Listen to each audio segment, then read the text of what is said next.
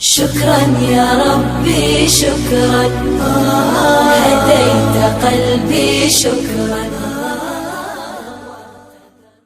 qofka muslimka ahi waa inuu xambaaraa diinta tan oo isku dayaa dadka inuu gaarsiiyo mas'uuliya hadhihi dacwa oo fursad kasta uu helo uu ka faa'iideeyo.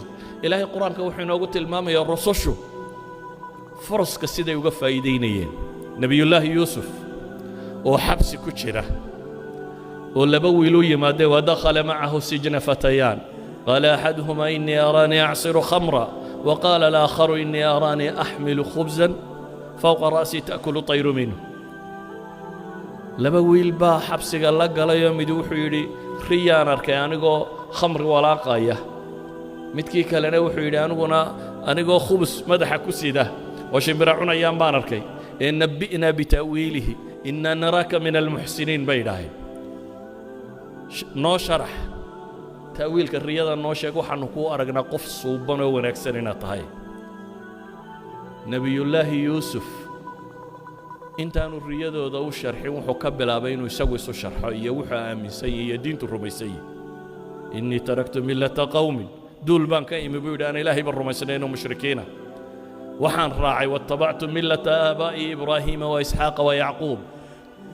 أبا شيء دين تودي توحيد كهيد بان راعي بولي markuu isu sheegay wuxuu rumaysan yahay iyo wuxuu yahay intaanu u fasirin riyadoodii fursadaa yar buu ka faa'iidaystay.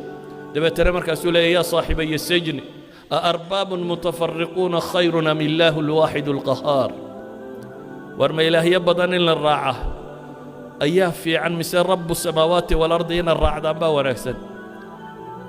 dacwo bilaabay waa fursad su'aal la weydiiyey buu isku dayayaa inuu ka jawaabo intaanu jawaabta siinin inuu ka faa'iidaysto wuxuu rumaysanaa inuu dadka kan u sharxo. imisa fursaa ku soo martay nolosha, imisa tijaaro la wadaagtaan, imisa jaartiin, imisa saaxiibtiin, imisa iskuul wada dhigataan, imisa jaamacadda wada joogtaan, imisa isku dhadhowdiin, imisa wax kala iibsan, imisa fursaa ku soo martay. intee baad noloshaada ilaahay diintiisa uga faa'iidaysay wixii fursad ku soo maray? hadda furaska dhaqaaluhu idinma dhaafaan. hadday kuu bidhaanto meel yaraad si leedahay waxbaa laga helayaa waad qodaan qofna kama tago. laakiin fursadaha diinta ma tijaabinaa inaynu qodno oo isku dayno inaynu dadka diinta u sheegno. ayuha alaxibba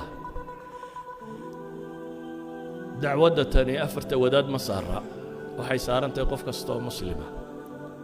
diintan inuu xambaaro qof kastoo muslima bay saarantahay. hadduu sultaan yahay, hadduu madaxweyne yahay, hadduu sarkaal yahay, hadduu taajir yahay, qof kasta meelo badan aan aniga layga dhegaysanayn baa adiga lagaa dhegaysanaya. oo ama odaynimo lagugu qadarinaya, ama hantidaada lagugu qadarinaya, ama booska dawladda aad ka joogto lagugu qadarinaya, oo dadku ay wax kaa dhegaysanayaan. aakhira ilaahay wuu ku weydiinayaa diintii maxaad ugu qabatay waxaan ku siiyey. waxaad haysatay maxaad diintii ugu qabatay? ninkaas muslimka ah rabbi quraankiisa uu ku qoray ee ilaa qiyaam saaca quraanka inuu ilaahay ugu dhawaanayna akhrinayno weedha laga tilmaamay waa inuu yidhi tabucul mursaliin waa rususha raaca buu ku yidhi. rususha raaca ilaahay alloo toobad keeno oo dembi dhaaf la weydiisto.